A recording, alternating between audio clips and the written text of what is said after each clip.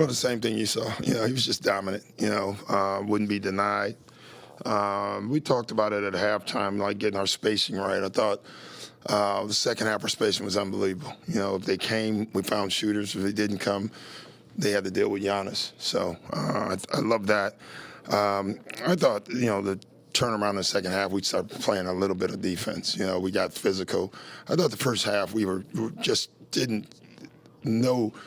No point of contact. They were backing us down in the paint. They were getting whatever they wanted. And I thought second half on, we met them with resistance and the game changed.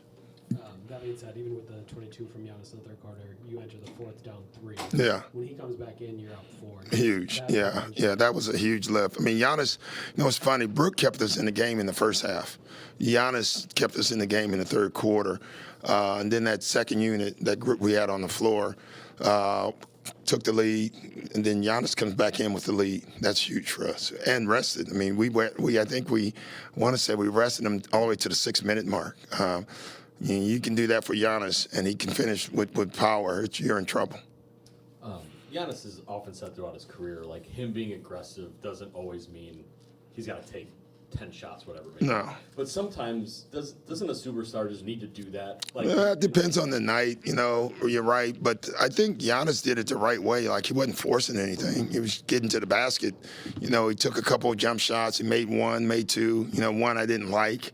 Other than that, I can't remember any shot that he took where I thought he was trying to take it over.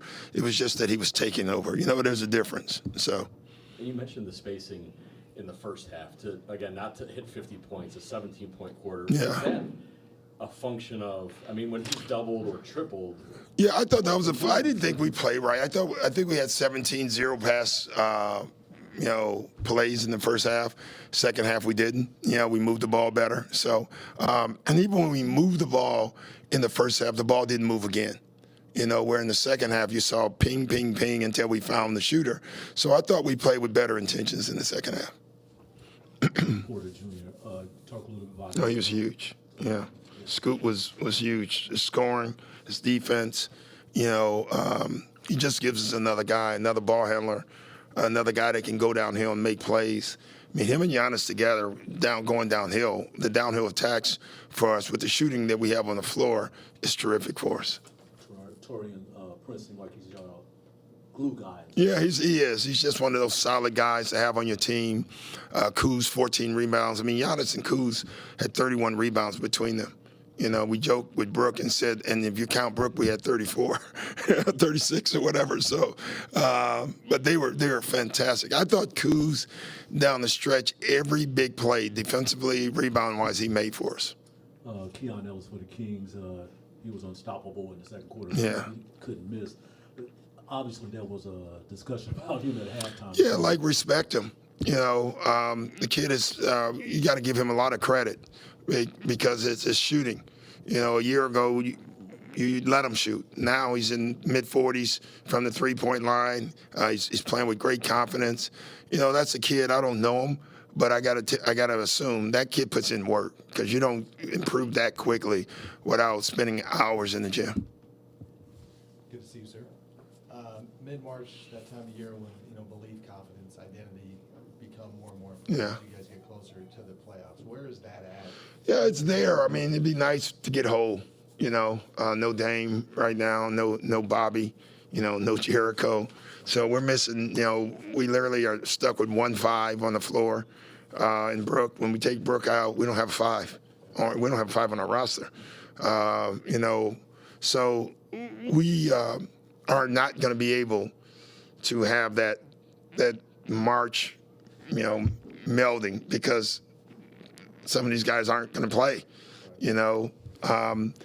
But I think we know our identity anyway. I think we know who we are. I think rotationally wise, I think we're pretty sure how we want to play, and I think we'll be fine. You talked about it a lot in the past, but when Giannis does what he did tonight in the third quarter, is it another night where you just look around and say, is there anybody better? Yeah, I always say, I say now, is anyone noticing? Because you never hear his name, You don't. He just keeps getting these numbers, and you just never hear, MVP, you never hear Giannis's name. Like it's it's voter fatigue, I guess. I don't know what it is, but he's Groundhog Day. I mean, he does it every night, and I guess that's boring. Not for me. I wanted to ask you this before the game started, but and you know about coming in the mid-season and taking over the team. Yeah. I just wanted to I don't. I did it last year for my first time. So What type of job you think that Doug is doing? he's doing a terrific job. I mean, it's a tough situation. The way he let Mike go was not my favorite way of doing anything in this world. I don't care what business you are. Just think you got to treat your employees better. And then making their key guy, they move, and Doug has to absorb that trade. Letting Fox go, bringing Levine in, and trying to rebuild the team. So I think he's had a lot on his plate, and he's doing a very good job.